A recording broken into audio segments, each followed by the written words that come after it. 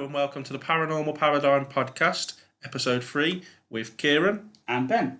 Today we've got a great guest for you lined up. It's Claire Waters. I've heard Claire over the past few weeks on various podcasts and I really wanted to get her on the show for you guys to listen to because she has a fascinating story and certainly the past decade or so of her life has been very, very interesting. Claire lives in Hampshire in the UK with her husband and 2 children, Faith and Tom. When the children were 4 and 2 years old respectively, Claire learned of their psychic medium abilities and she subsequently began a journey to learn as much as possible about psychic matters and the spirit world in order to help and support her 2 children with their gift. It's been 10 years since this extraordinary journey for Claire, and since it began she has now written about her experiences in a #1 best-selling book, Raising Faith, to help other families who may feel alone with the subject. Raising Faith has also been a great comfort to many people around the world who have lost loved ones, helping them to understand how our loved ones in spirit are still around us and continue to help us.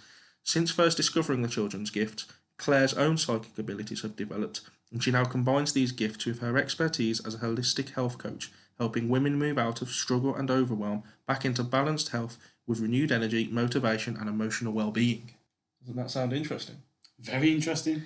I think we're going to have a good interview here. Yeah, absolutely. But before we start our interview with Claire, we're going to run a little competition for you guys. So, as you know, I've recently published my first book, An Introduction to Paranormal Investigation. And what we'd like you listeners to do is contact us on our email, paranormalparadigmpodcast@gmail.com, or via Facebook if you want to contact us on the messaging service, and send us any experiences you've had, any ghost stories that you've experienced throughout your life. And what we will do between myself and Ben is we will pick the winner and we will read that story out loud on our next episode. And whoever that person is will receive a free copy of my book. We'll obviously contact you so I can get your postal address and things like that, and to let you know that you've won, and you'll get a free copy of my book. So that's good. Yeah, and what we'll do is when this podcast is out, from the day it's out, you'll have 7 days, so 1 more week after that, to get these stories into us. And then we'll put a notice on the Facebook page and stuff like that to say, you know, the competition's sort of closed now, and then we'll go through them and pick one.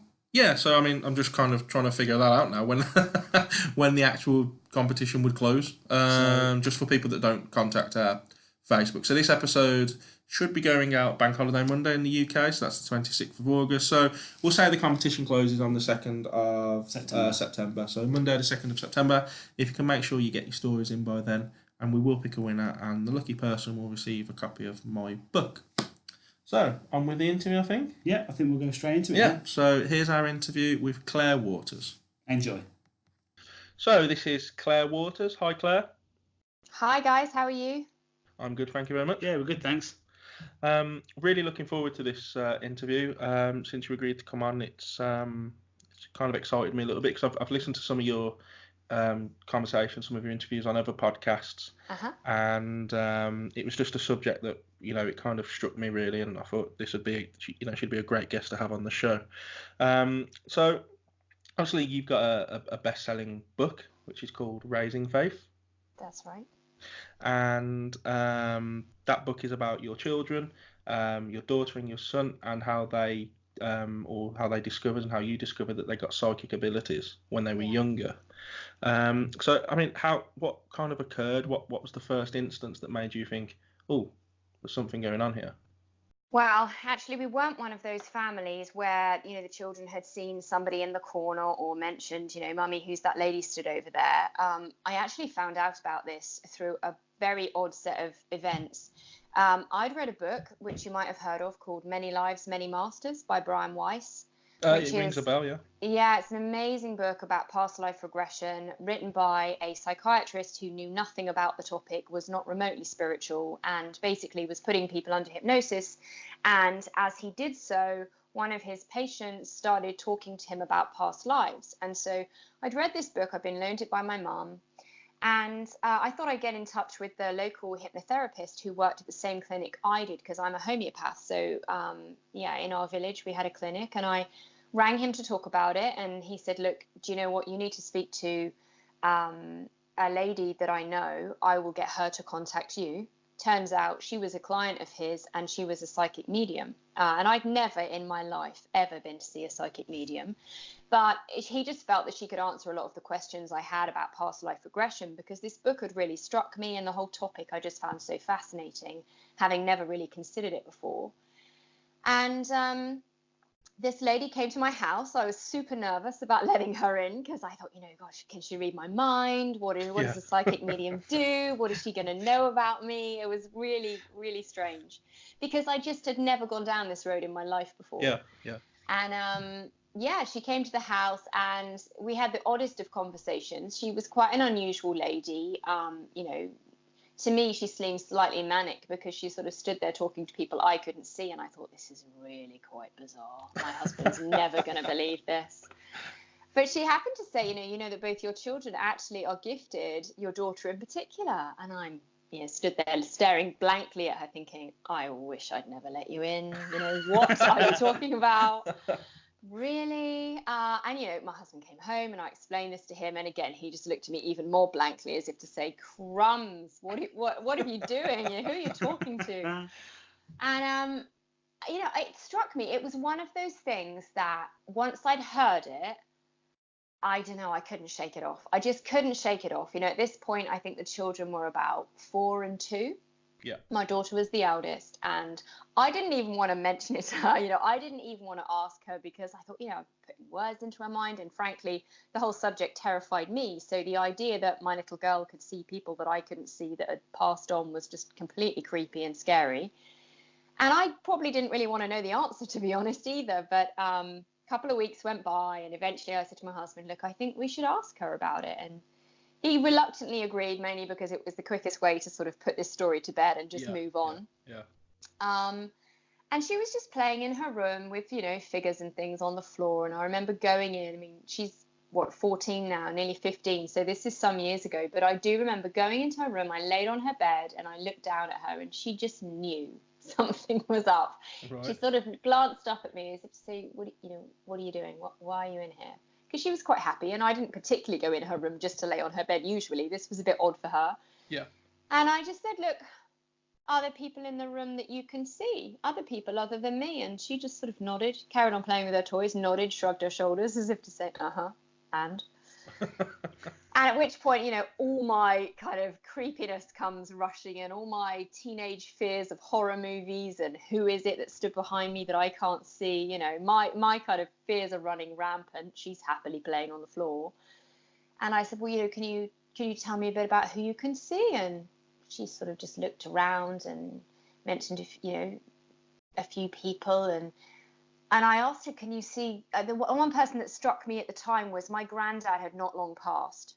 Right. He was maybe a year before, something like that, maybe 18 months before. And I said to her, can you see great granddad, who she knew and remembered and was quite fond of at the time? And she just said, yes, he reads his bedtime stories at night time. And I was like, he does? She said, yes. She said, every night time he comes and he reads me stories and he plays games with me and he talks to me. And I was like, really? And, you know your own children. And she's always been a really wise old soul. She's always been quite mature, very observant, quite reserved. She would watch what was going on, This wasn't her imagination. I knew that, even though it would seem that would be the logical thing to think. This just wasn't her imagination. This was not a normal kind of behavior for her. She just wasn't fussed about it at all. She didn't embellish what she was telling me. There was no long, marvelously graphic stories, Yeah. She just was talking as if this was perfectly normal and really quite dull to talk about, and really didn't particularly want to answer me. It was like one-word answers. I was having to pull teeth really to get anything out of her. It wasn't like she was giving me this marvelously detailed, story. So I kind of left it at that and left the room feeling rather panicky, thinking, well, what now? Potentially there's people in my daughter's room that I can't see. What do I do about that? Yeah. And so kind of as the days and weeks went by, I got in contact with the psychic medium lady again, and she joined us at a trip to a local forestry place. And she happened to say to me at this point, there's actually a little girl trying to play with your daughter and she won't let her play. I thought that's really odd because Faith's a really gentle little soul, and it just, you know, in real life, I just don't see her not playing with someone. But when the lady escaped the toilet, I just didn't want to mention this in front of my daughter, but when the lady sort of disappeared off to the toilet, I approached my daughter, who was just playing in the trees near the picnic blanket, and I just said, you know, is there a little girl trying to play with you? And she looked stunned, absolutely stunned that I knew. And she sort of nodded at me and looked very sheepish, like she'd done something wrong. And I said, you know, can you maybe let her play with you? Because the lady says that you're not letting her play. And she sort of looked at her feet and shook her head as if she'd been caught doing something wrong. And I was just bowled over by this. I was like, this is ridiculous. You know, what am I doing having this conversation about a child I can't even see? And what am I doing to my child? You know, because I was constantly kind of second guessing myself, thinking, this is not good parenting. You know, this is not helpful. I could be warping her mind. I could be putting, you know, things into her imagination, and how is this affecting her? And I was constantly worried about, you know, saying the wrong thing, or the effects this might be having on her, or being led down a garden path and, you know, just being way too gullible to listen to this lady. Yeah. And my husband the whole while is like shaking his head as if to say, what on earth are you getting involved with here? And then really as time went on, most bedtimes by this point, when I tucked her in, I would realize that she was actually looking at people in the room, or listening to people in the room. And again, she wasn't that keen on sharing it with me. It's like she had this whole other life, and always had, that I was never involved with before. And all of a sudden I'm intrigued and I want to butt into this and know a bit about it. And she, you know, she didn't need me involved in it. You know, she'd had these spirit people with her, looking after her all of her life. It was completely normal to her. It was just, to me, it was the bizarrest thing I'd ever heard of. And at bedtimes, really, I'd sort of say to her, you know, what can you see? And she would say, oh, you know, there's a man here. And I'd think, oh, you know, mother alarm bells going. Who's this man in my child's bedroom? But she was never frightened, ever. Never has been.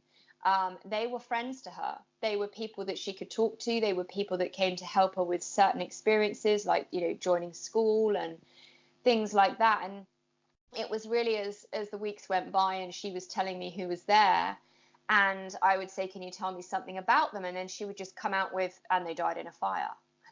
And I'd be, oh my God, she's 4 years old, you know. So she did know that they were spirits then, even at that young age. She could tell what was a spirit and what was a real person. No and yes. So she, it was really only me asking questions. Like, I would say to her, okay, oh, there's a man here, is there? Okay, could you tell me more about him? And then she would say, he says he died in a fire.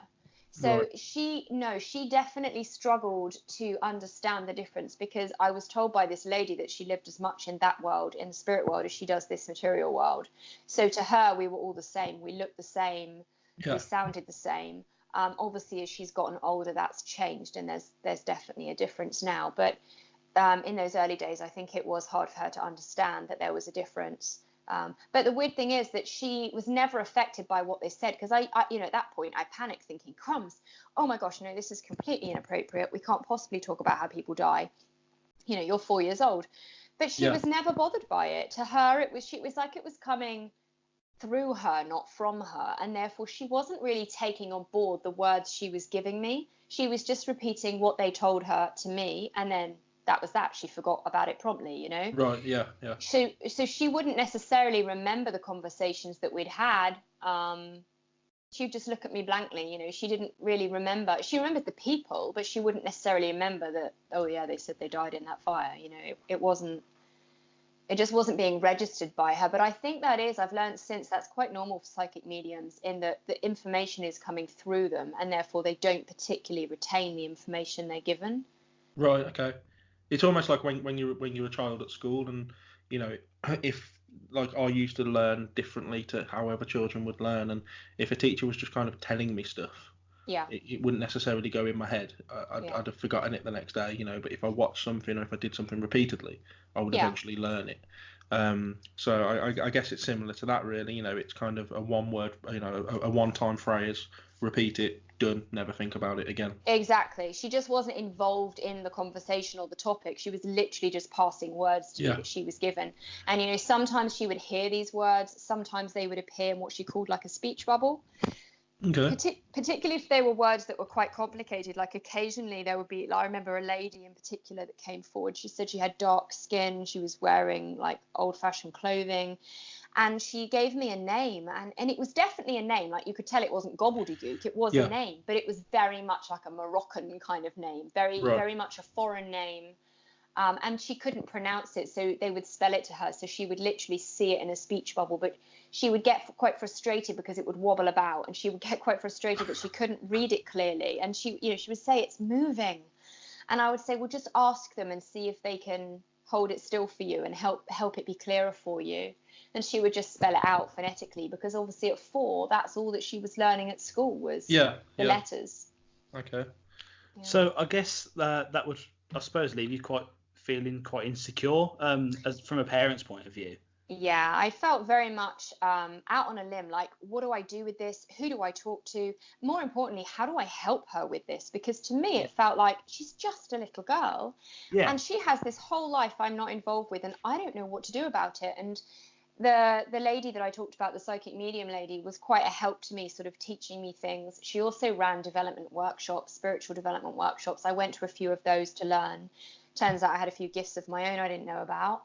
And then I would go to the spiritual church occasionally just to learn about it or to watch other psychic mediums in action. And, I learned a huge amount from just observing. And I read like crazy person. I read lots of different books about this topic to really try and understand how it works, so that I felt more secure, I guess.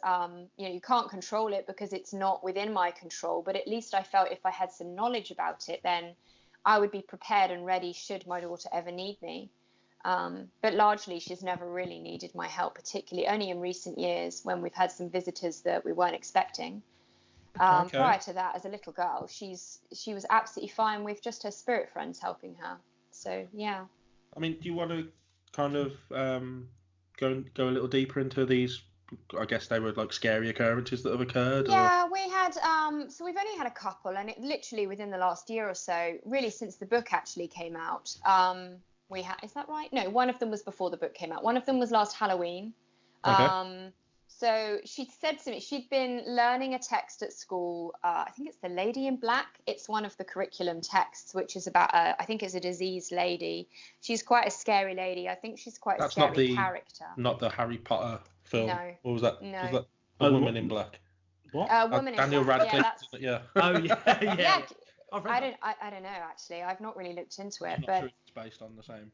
probably not. But it's like a text that they all have to to go through and to study. But I went into her room one evening. In fact, she came to fetch me, and she asked me to go into her room, and she said, "There's a lady in my room, and she's really scaring me." And I thought, this is random. We've never had scary people before.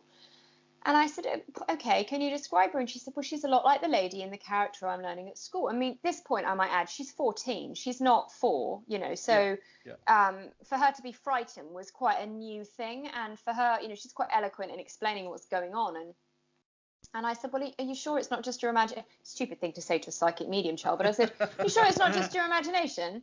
And she's like, well, I don't know, she said, because at this point she's now struggling to understand why she can see a lady in her room that looks, what she said to me was, she looks just like the lady in the book. And I thought, wow, surely that must be your imagination, because why would they look just like the character in the book? That's a bit strange.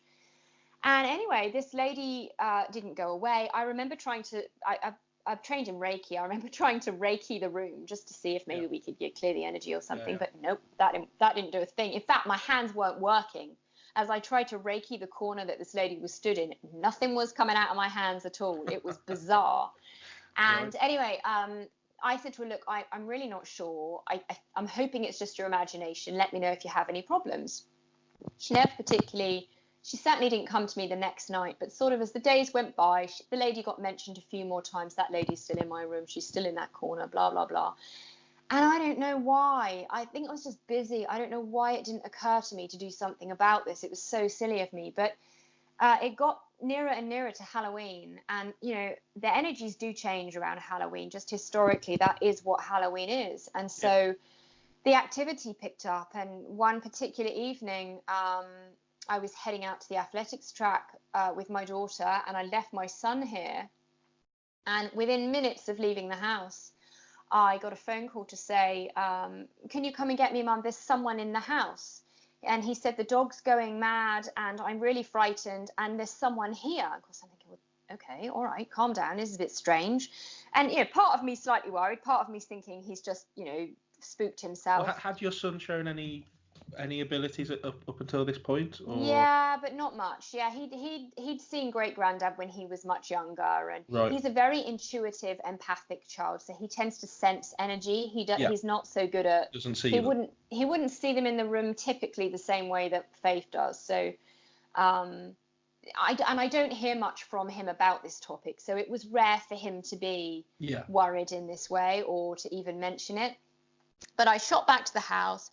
And he said to me, the dog's going bananas. He's really frightened. I thought, well, I'm not taking the dog with me as well. So I kind of left the dog there thinking, God, I hope the dog's okay when I get back. Took the son with me and got back to the house and we walked in and Faith went, yeah, there's something not right. And I thought, oh, don't say that. It's creepy enough when a regular child spooks you. But when a psychic medium child says that, you think, what?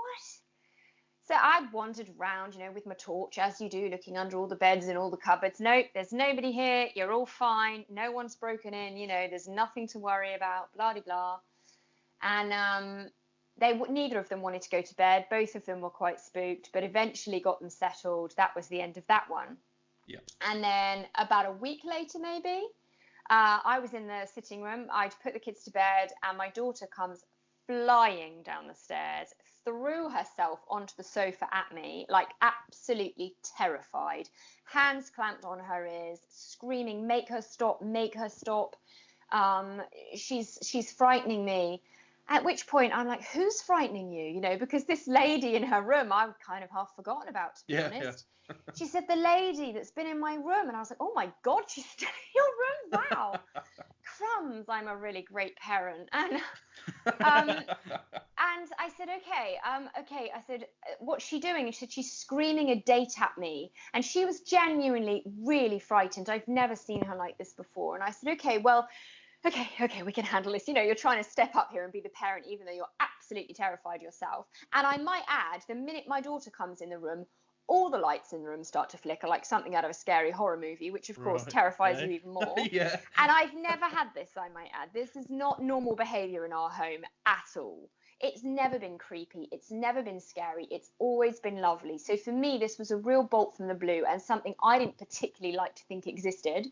Yeah. But anyway, so lights start going and flickering. Daughter's completely terrified. And I said to her, well, okay. And I could feel my guide stepping in. So I knew that I was being protected. We were being protected. But there was clearly someone else in the room with us.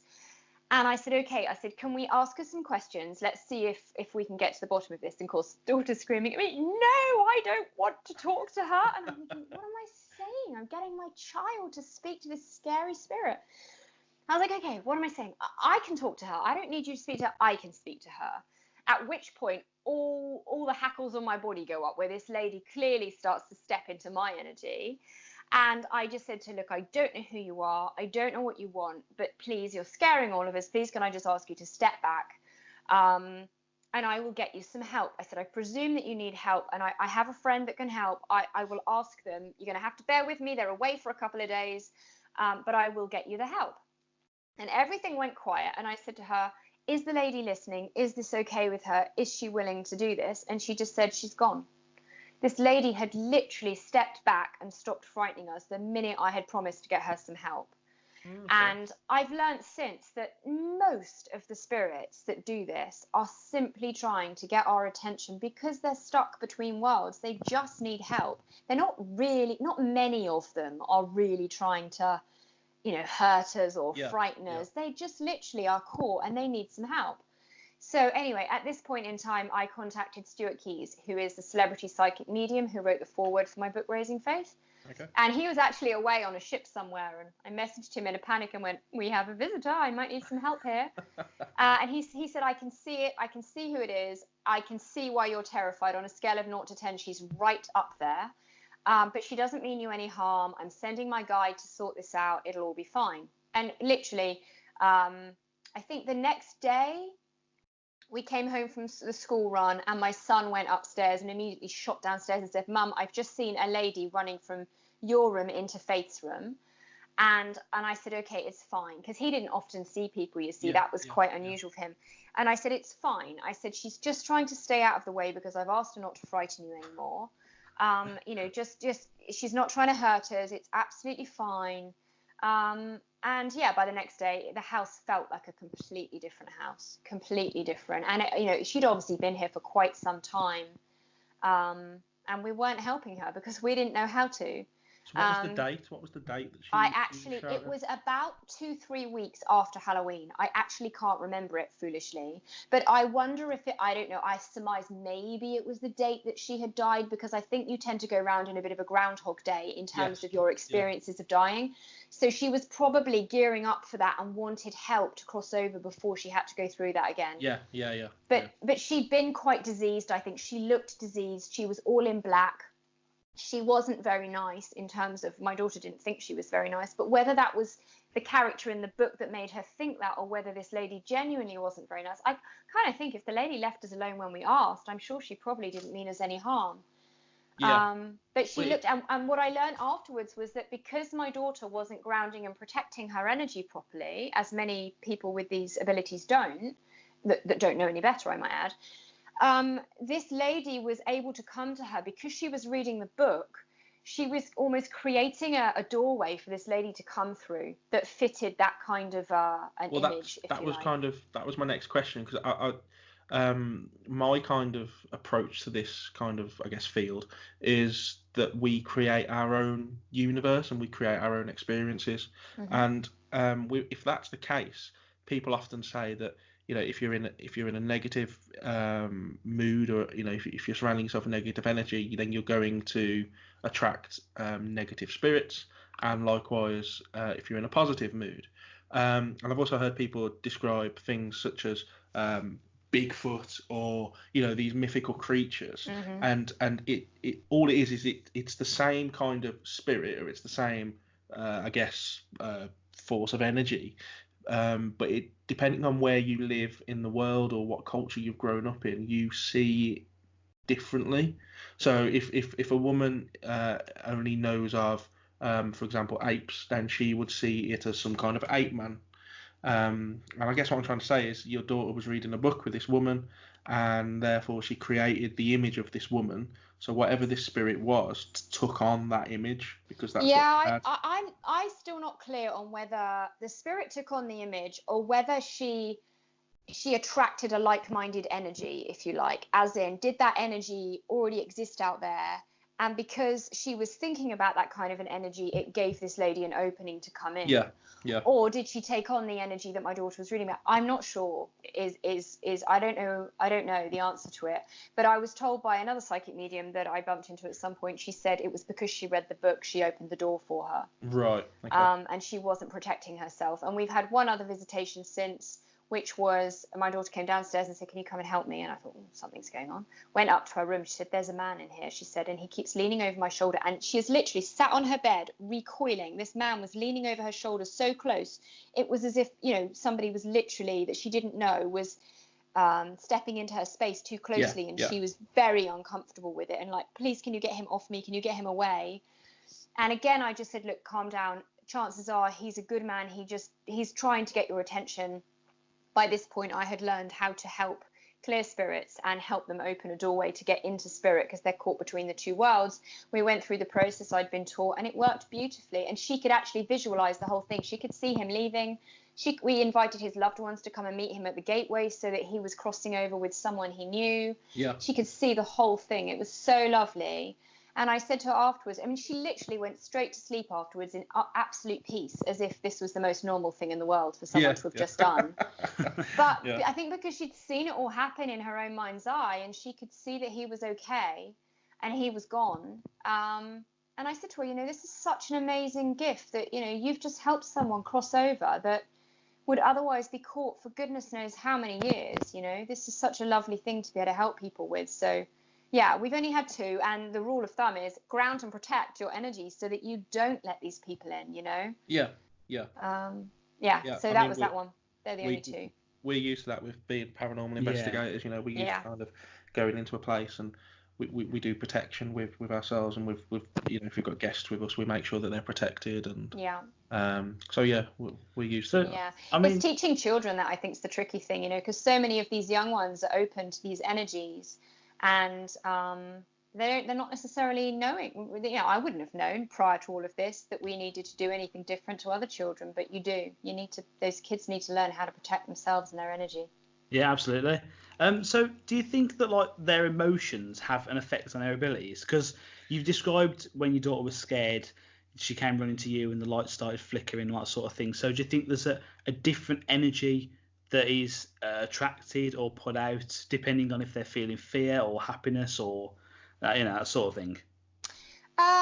I think on the occasion of the lights in the room, I think it was the other lady. I think it was the lady brought that with her rather than my daughter.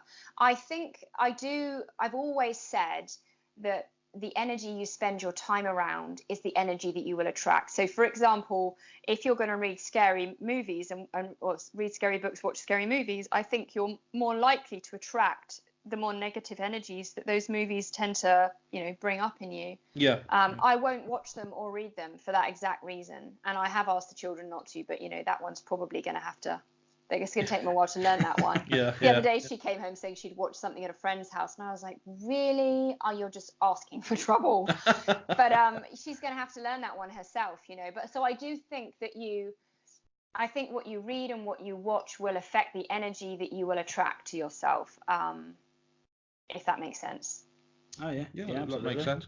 I mean, as your children have got older, you know, I mean, what are they now, 15 and 13 or? We have a almost 15-year-old and a 12. Right. So I mean, so now, I mean, particularly for the boy, he's coming into teenage years now. Has it affected their life socially? No, because they've never told a soul. Really?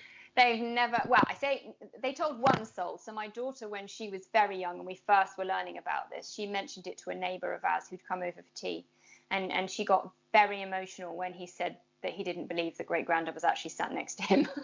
Right. And at that point, she got so emotional, I had to kind of take her aside and say, look, I know that you can see him, but nobody else can, and this is going to happen. And she never spoke about it to anyone else again. So she's very cautious. She was always a reserved child anyway, to be honest.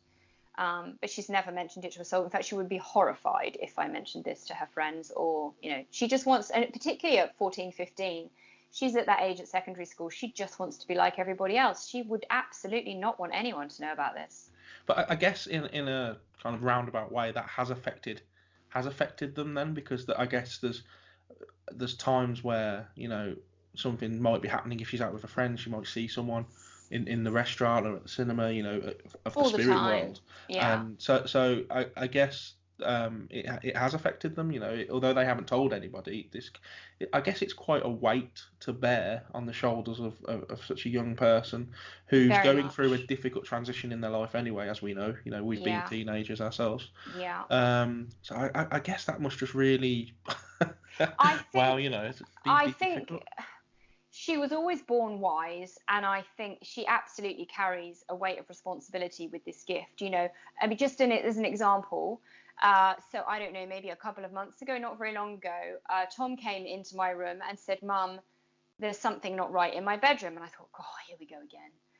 And I said, okay, well, you know, can we go and call Faith, because I'm not going to know who's in there, but she's going to be able to check it for you and tell us. So she goes in there. Comes out, and Tom and I are in my room waiting. She comes out and she gives me a bit of a look, and I think, oh, I don't like the look of this look. And I said, just go careful with whatever you say, because he'll be easily frightened because he's so sensitive, whereas she's not really frightened easily. And she said, it's okay, Tom. She said, there's nothing to worry about. She said, but I can see what you're feeling. She said, I've never actually seen this before. She said, but your room has people along every wall. There were literally masses of people in his room, all around the walls of his bedroom. And of course, he and I are looking at her as if to say, what? Oh my gosh, what does this mean? And you can see him slightly panicking. And I was like, okay. She said, nobody's worried. She said, all of our spirit guides are there. She said, they're just moving them on. They're all leaving via the window, which is often the way that they've come and gone throughout all the years that we've been doing this. She said, they're all leaving. She said, none of our spirit guides look worried. None of them are panicking. None of them are jumping up and down. She said, they're all fine. These people aren't there to hurt us. She said, they're leaving. They'll be gone in a moment. And yeah, within, I don't know, not very long at all, she said, they've gone now. And he went in and he could just feel it. He just went, yeah, it's fine. And he went to sleep because there's no way he would have slept in it having felt the feeling he had prior to that. So, and then I said to her when he'd kind of gone to bed, I said, you know, who are the people in his room? And she sort of, I knew, she looked away and then she looked at the floor and she just shook her head and she said, I don't know. And I thought, yes, you do. I can see you do. And then later that night when I was tucking her in, I kind of went into her room and I said, you do know who the people were in his room, don't you? And she looked at the floor. And I said, why won't you tell me? And she just wouldn't answer. And I said, are you allowed to tell me? And she just shook her head. So she's given responsibilities with this gift that she's not allowed to always share with me. Who monitors, like who polices that? So who's basically said to her? Her spirit guides. And what would be a consequence of telling you what it was you wanted to know? I don't know. I guess I would learn something that I'm not yet supposed to know about. It's it's like she's entrusted with something that I can't be trusted with, if you like. She is able to keep that kind of information in confidence until they're ready for me to know about it. So it's like she has a whole team of people there supporting her, looking after her, working with her, and they tell her what she can and can't share with me because she would never share it with anyone else anyway. No. But on this occasion, I just knew. I just said, you know, don't you? And she just nodded. But she looked like, I'm sorry, I can't tell you. I'm not allowed to tell you. And it wasn't a teenager being awkward. It was genuinely, I can't say, Mum. I'm not allowed. Yeah. So it's really interesting that she's obviously given she's got these gifts for some reason that is not yet all that clear to me. But she's certainly trusted with information that we don't know about yet. So when these people, you know, that you've just said there was a whole group of people kind of lining the walls of your son's bedroom. Mm-hmm. What makes them come to you? So when you spoke of that Moroccan lady, I mean, you know, she's obviously travelled continents to get here. What makes them come to you or will come to your daughter as opposed to going to a psychic medium 60 miles down the road, for example? I don't particularly think because she's Moroccan that she's come from a different continent, because I think they're all in spirit. So it's sort of irrelevant where they originally came from. Yeah. That was just the lifetime that she had before. Yeah. So in terms of spirit, I mean, they're with us in a millisecond wherever they've previously lived. They're just coming from spirit. I think for a start, that Moroccan lady was a spirit guide to my mother. That's how come that particular lady came. So she'd say to me, Grandma's guide is here and she wants you to help Grandma with this problem. So I would get guidance on how to help my mum with something, or and that's how I'd say, well, what does Grandma's guide look like? And she would describe her, and then she'd give me the name, and she would tell me something that I think, crumbs, you know, this is not your language coming out. This is not your kind of conversation. And I think a lot of people and children, whether they know they're psychic mediums or not, I think they do attract spirits. Whether they know that they're there or not is another thing. I mean, obviously, we're spirits around all of us every day anyway. To attract the whole ream of people into his room in that way, it will have something to do with Tom. I don't yet know what. I have been told he's very gifted as a healer. Not that we see that yet. So I don't know who these people were. I really don't. But it will be for a reason. It will be they've come to see him for something. I don't know. But yeah, I think she's not unique in that she's getting visitations. This is kind of normal. It's just most people don't know about it. Yeah, and so I mean, you've obviously developed your own kind of hidden talents, I guess, as you mentioned earlier. So is it if someone, you know, one of our listeners wanted to, you know, work on that, do you have any, I guess, tips or anything that they could do specifically that would help them grow their own ability? Because you say spirits visit us every day, and, you know, of course, myself and Ben are huge believers in that because, you know, we're investigators into the field. But how could, for example, myself and Ben go on an investigation and work towards being able to see the spirits that are around us? I think, for starters, meditation is key, because meditation enables us to connect to our higher self and to listen. because spirit are there trying to talk to us all the time. It's just we're not really open to listening. So meditation is a great thing to begin with. But more than anything, I think that the easiest way is probably to go to a spiritual church and join their psychic development courses, because they're going to give you the opportunity to try a range of different abilities, because obviously being a psychic medium means many different things to many different people, because one psychic medium doesn't necessarily do everything, or doesn't necessarily have all of those gifts, you know. Some do. And Faith, obviously, particularly back when she was much younger, you know, as I said, she didn't know the difference between living and not living, because she could see them, feel them, hear them, everything. And now I would say those senses have honed down a bit, but she still sees them and hears them, just not in the same strength, I suppose. And so I would still call myself a psychic medium, but I couldn't give someone a reading in the way that a psychic medium you'd go and see would. Yeah. But really, to develop them, you want to try all the different options out there in order to figure out what your gifts are, because you may not be able to ever see them. You may actually just intuitively know what they're telling you, or maybe you hear them but you don't see them, or see them but don't hear them, you know. So you need to try all the different possibilities out there to understand how you can channel and tune in. And I think a spiritual church, or certainly a development workshop, gives you the opportunity to try all the different ways of doing that, and then you'll kind of hone in on where your strengths are and what your gifts are. Oh, that's really interesting. So you said previously that when you first found out about your daughter's abilities, your husband kind of sort of just amused you and went along with the sort of thing. So how does he feel about all this now? Much the same, to be honest with you, Ben. Much the same. He just doesn't get it. He is open-minded to it. We've tried to have conversations with him to try and validate. But I think when you are genuinely skeptical, it takes quite a lot of validation to really prove it. Yeah. And you can always say, oh, yeah, but, you know, they didn't quite give me what I wanted, or, well, actually, that could apply to 50,000 other people, or, you know, there's always a but there. Yeah, of course.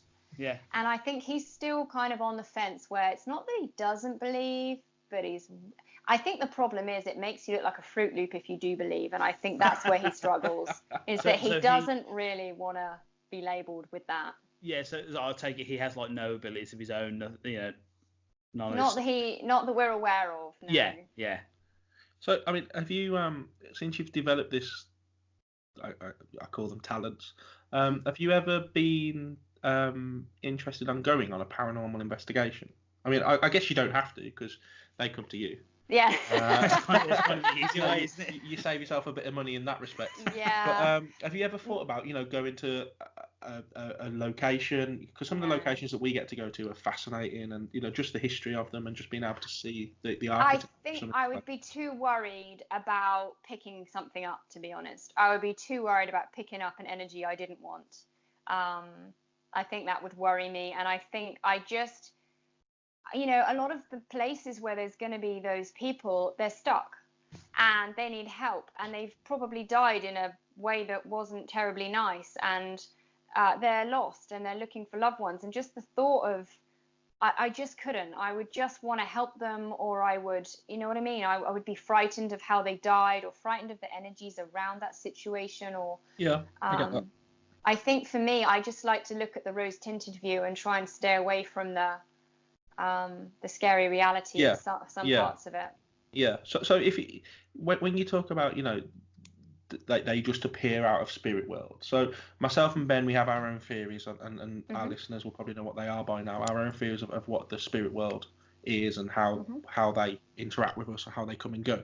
Yeah. From someone who, with your daughter, from someone who can see it kind of firsthand, who's lucky enough to see that, how does she describe the spirit world, and how do they exist within the material physical world? How do they come? How do they go? Can they come whenever they want? Are they drawn to us for a particular reason? They can come whenever they want. Assuming, well, you have guides. We all have a guide, like a main guide, who I call it our gatekeeper. who either allows a spirit to connect with us or not connect with us. So our gatekeeper should be keeping us safe anyway. Yeah. And if the gatekeeper says, yeah, you can come in, then you get that visitation. If it's someone scary, I trust that we're largely protected from that, where possible. Okay. They would, assuming they're allowed to come in, they would just appear. She would just see them. Like the other day, it was a few weeks ago now, it was in school time. My daughter came downstairs, the dog was staring at the larder. And I said, what's he staring at? Who can he see? And she went, oh, just some girl. She's been in my room all night. I was like, what? What do you mean she's been in your... Is she okay? Does she, does she need some help? I don't know. She's just a girl.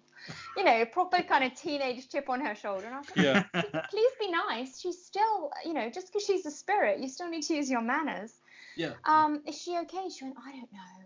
And we were in such a hurry. I never did actually get to the bottom of it. So I don't think the girl was there.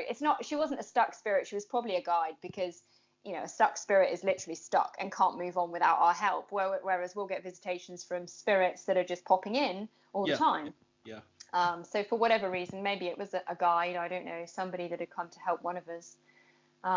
But the dog can see them, so he's the one that usually gives the game away when I recognise he's staring at something. It's like, okay, who's there? Well, that's interesting, because part of our theory is that spirits operate on higher or lower frequencies outside of the frequency range that a human can see.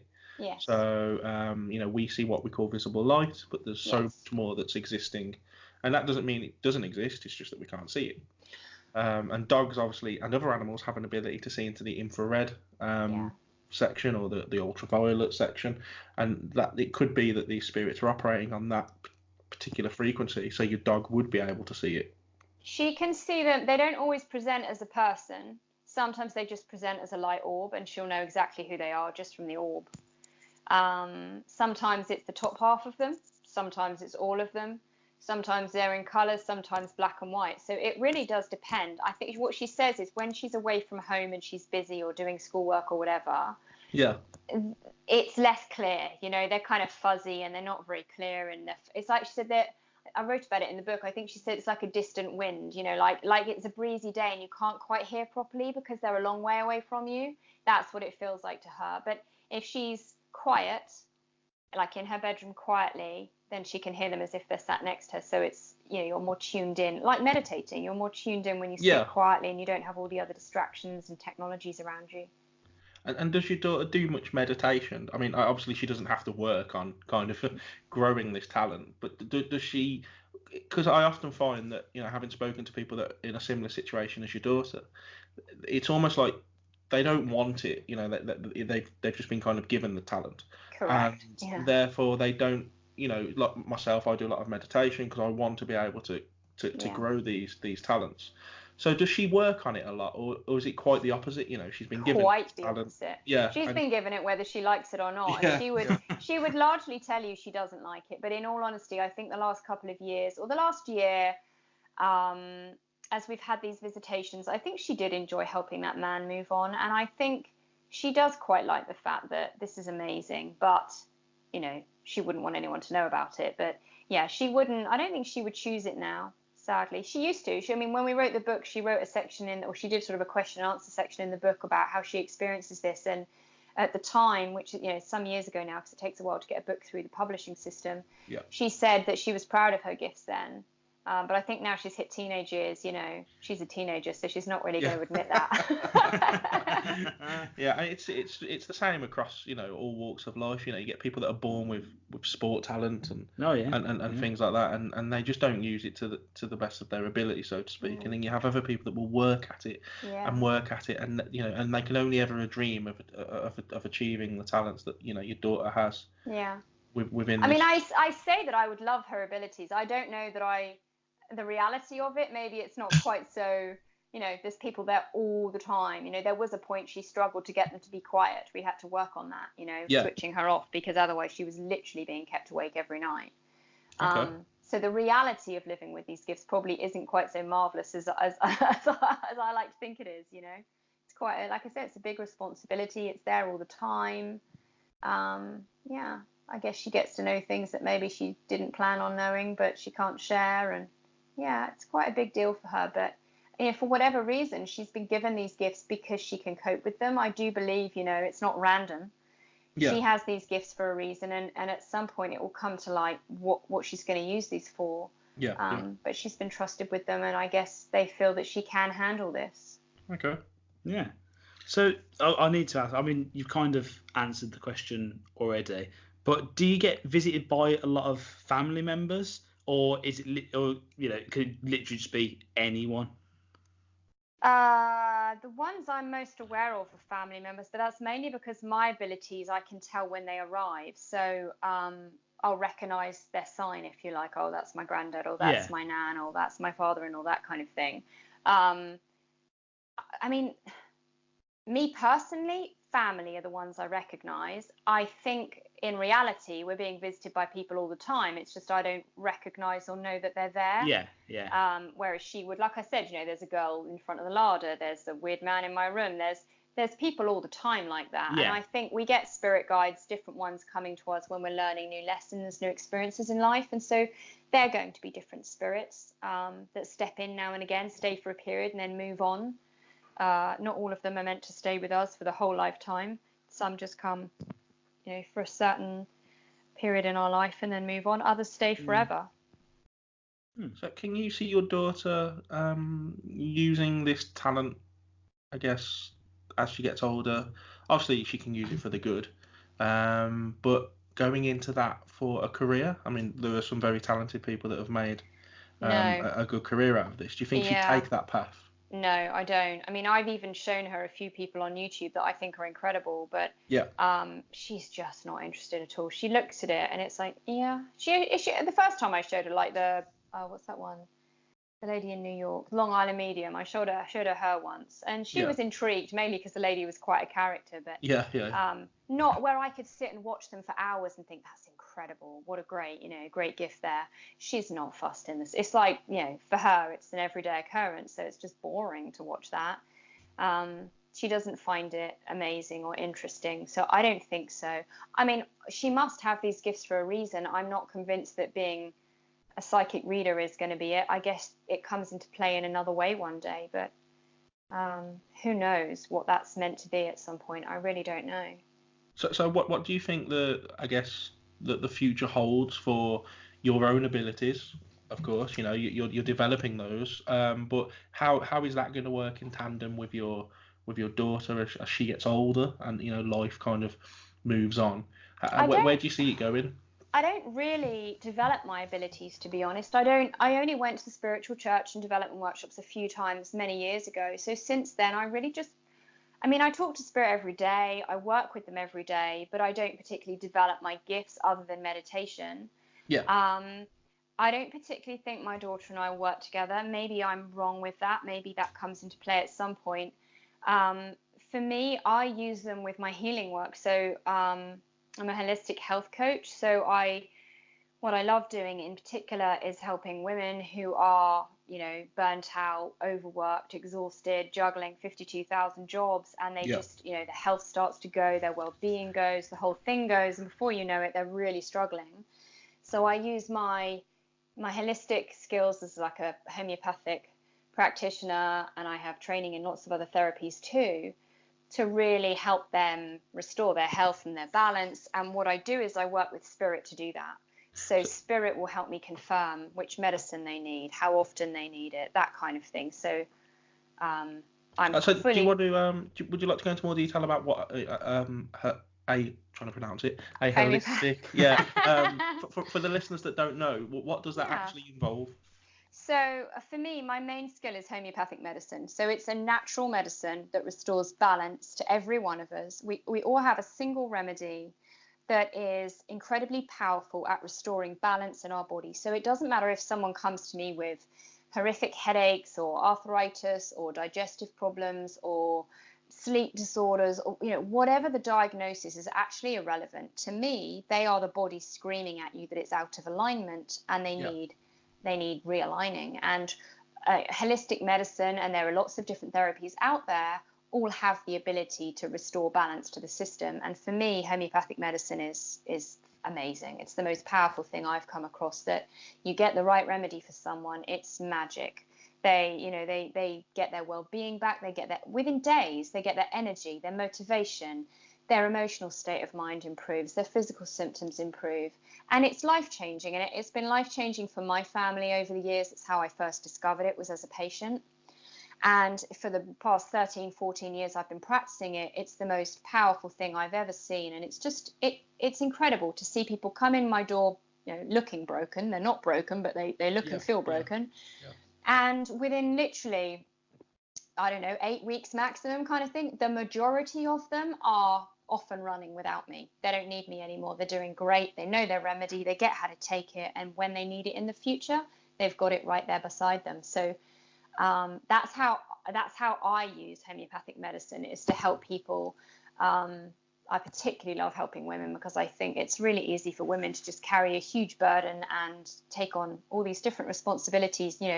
Many of them have families, many are in busy jobs as well. Some of them, big careers, running a home, they've got the pets, the kids, the school run, do you know what I mean? They're just multitasking, and it's really easy for these women to just hit rock bottom and think nothing can help them, or where do you even begin to get help? And actually, you don't need a multitude of different things. That's what I love about it, is it will always restore balance. If I find the right remedy, it will always do an amazing job. And what is the remedy? What can that consist of? I mean, because I've just got this image of mixing like a frog's tail. I don't know, in a cold. That's what my husband would say. Yeah, definitely. No, so remedies are made either from an animal substance, a plant substance, or a mineral substance. So it might be a remedy that's made from sulfur or calcium carbonate, or it might be a remedy made from the venom of a snake, or it might be a remedy made from the roots of a plant, or the petals of a plant. It's a variety. There's hundreds and hundreds and hundreds of remedies out there. And learning to apply them and to select them is obviously the skill, and you need to go through a lot of training to get there. But I also use my intuitive abilities to give me a level of accuracy in that work. So spirit won't shortcut the job for me. I still have to do the legwork. But what they will do when they feel like I've done my share of the job is they'll say, you got that one wrong, or no, go up in potency, or that one over there. So I will ask them, of these two remedies that I've discovered for this person, which one is highest and best to help them and to heal them faster, best, really going to get this reaction we're looking for, and they will confirm which one. And then I'll say, okay, so I'm thinking this potency, what do you lot think? And they'll be like, yep, that's it, you got it right, or no, try the other one. And they can see immediately which remedy, which potency, but they're not just going to hand it to me on a plate. I still have to do my work because we're all here to learn lessons, and if they shortcut the whole thing for me, there's no point in me being here, really. Of course, yeah. So that's how I use it. For me, it gives me a level of accuracy in the work, but you still need to have the skills and the qualifications and the experience to know what you're doing with it. So it's a good collaboration between me and spirit. So that's how I use my abilities, which is why I say I don't particularly go off and develop my psychic abilities, because for me, this is my gift. This is how I use my gift. I can tune into emotions. I can have someone sat before me and I can feel their emotions, and I can question them on that and say, look, I feel like this is happening. And they say, yes, how do you know that? So I can sort of tap in that way. But I'm not literally sat there giving them a reading, telling them their grandmother's in the room. It's a different kind of gift that I have. Okay, so when you talk about remedies, so let's say me and Ben both have a bad headache, and we've had it for quite a long time, would we be given the same remedy because there's a remedy for a headache, or would it be a remedy per person? Absolutely, per person. So the remedy, that's why I say it doesn't actually matter what you come to me with. If you come to me with your headache, or if you come to me with joint trouble, or you come to me with a digestive ailment, it doesn't matter. Your remedy is your remedy, and it will always restore your balance. So your remedy is unlikely to be the same as Ben's remedy. Although having said that, like energies do attract like energies, so it's not uncommon for me to find husbands and wives that actually need the same remedy, even though they present as very different characters. They sort of play. If you think of a diamond that's multifaceted, a remedy can be like that. So somebody can play the more dominant role, somebody plays the more submissive role, but they actually, the core of them is the same, and they actually need the same remedy. Okay. So, I do find people attract like energies. A lot of pets are the same energy as their owner, and therefore need the same remedy when ill. So much as I say you wouldn't necessarily need the same remedy, you wouldn't from the perspective of just because you've got a headache each, but because you're friends, you might do because you've attracted each other as like-minded. So I would describe that as I vibrate at a particular frequency in order to exist in this physical world, or in my mind, holographic world.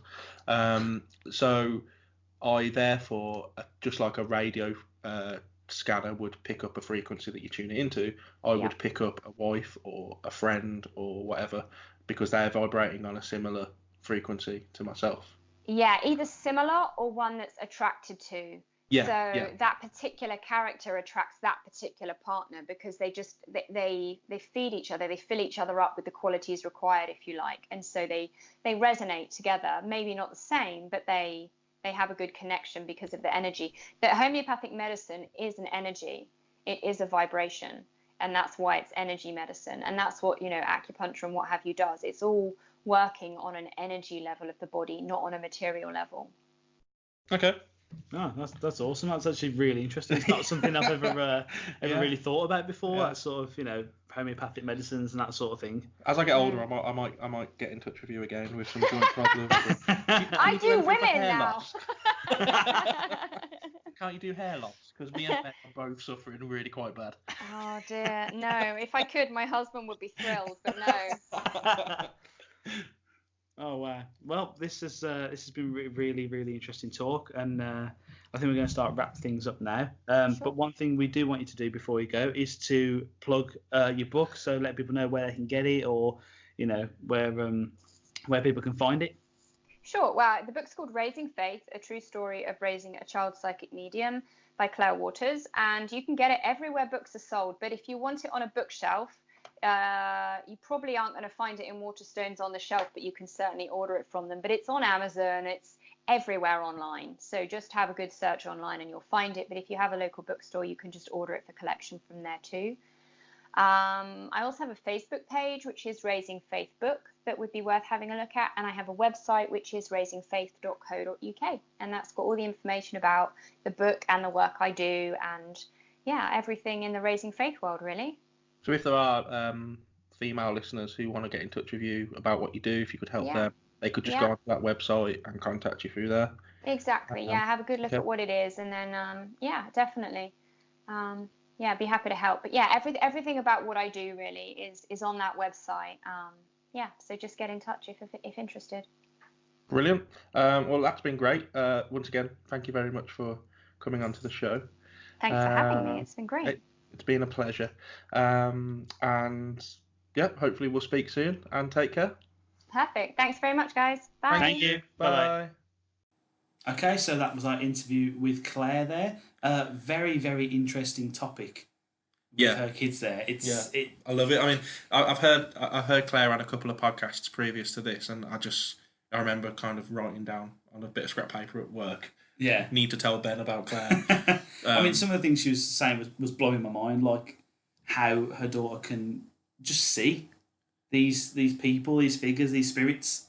Yeah, particularly for us, we don't waste time, but we spend a lot of time going to locations, and we come home not seeing a thing, empty-handed, not feeling a thing, and then you've got this young girl who can see it kind of unwillingly, but she can see everything, and God, what I'd give just to be able to. Well, like you said, we go to locations where like, can you make a noise? Can you touch one of us? But imagine just being able to be like, oh, there you are. Yeah.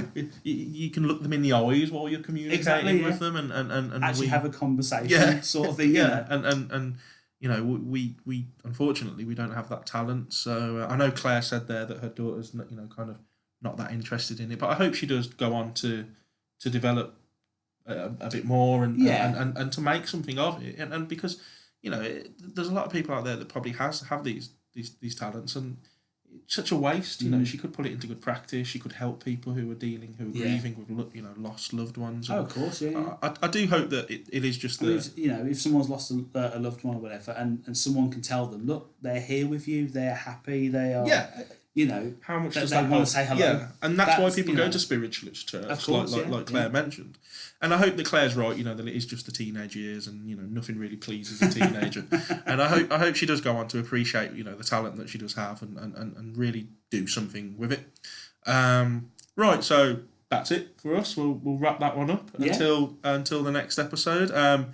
Don't forget what we mentioned in the intro about sending us in any spooky stories that you've got, and of course the winner will be picked for the next podcast. They'll be announced, and you will be receiving a free copy of my book, An Introduction to Paranormal Investigation. So get your stories in to Paranormal Paradigm Podcast at gmail.com, or you can reach us through our Facebook page, which is, we say it every episode, so we don't need to say it again. And please share this podcast around. We're gaining quite a lot of followers over the past few weeks. Of course, we want to gain more, so please feel free to share it around. Yeah, so I think that's where we'll leave it. That's so pretty much wrapped it up. Until next time, thank you. Thanks for listening. And goodbye.